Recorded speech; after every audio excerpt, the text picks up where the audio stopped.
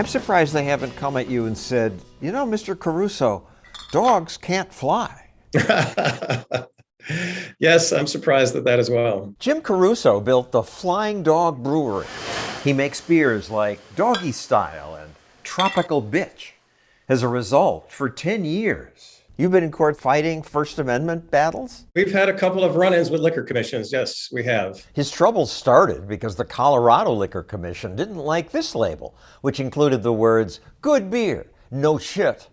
They told Caruso, pull the beer from the market or we suspend your license. That beer in today's dollars was worth $250,000. If we didn't have the wherewithal to continue, Flying Dog Brewery that has sold 500 million bottles of beer wouldn't exist. I can see why the regulators didn't want the word shit. I'm glad we get to say it on this video. If you want free speech, then you have to respect that in others. After years of litigation, the court ruled that no shit is free speech. But then Michigan's Liquor Commission banned Raging Bitch. The commission called the beer's logo detrimental to the health, safety, and welfare of the general public. That surprised Caruso since the federal government had already approved Raging Bitch. It's a beautiful day. I've got Bach's Brandenburg concertos on the radio. I get a call from the receptionist.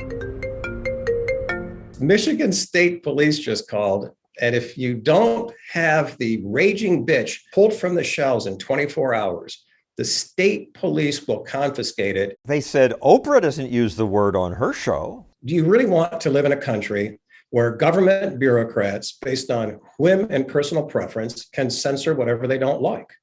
Movies, books, music lyrics, news stories? No, but I wouldn't want to fight it over a beer name. What do you care? Change the name of the beer. All of these battles are fought at the margin. That's where everything controversial is. By the time you're defending something mainstream, it's too late. After another long battle, he won. The court said banning a label for vulgarity violates the First Amendment. But beating Michigan's bureaucrats didn't mean that Caruso was in the clear. When government bureaucrats don't find things to regulate, they feel they're not doing their job.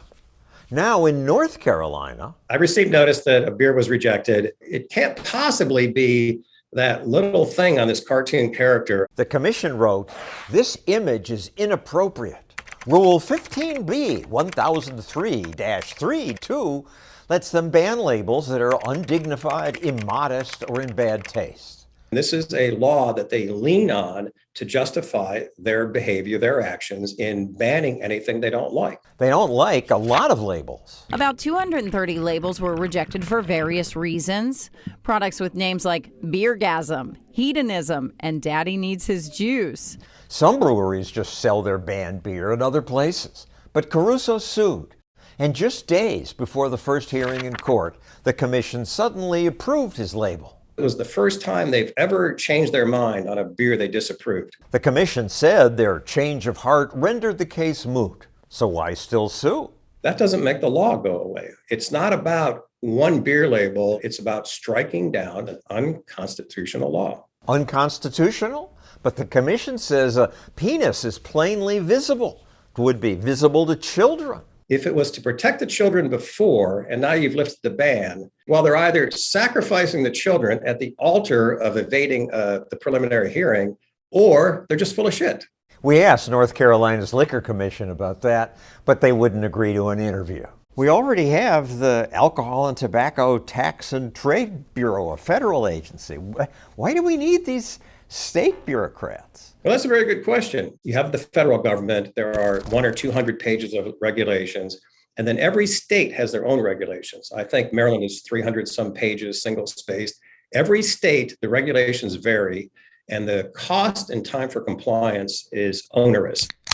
Do you really think that is a sensible approach to alcohol regulation? No, neither do I. Please share and like this video. If you want to help us make more, click this button.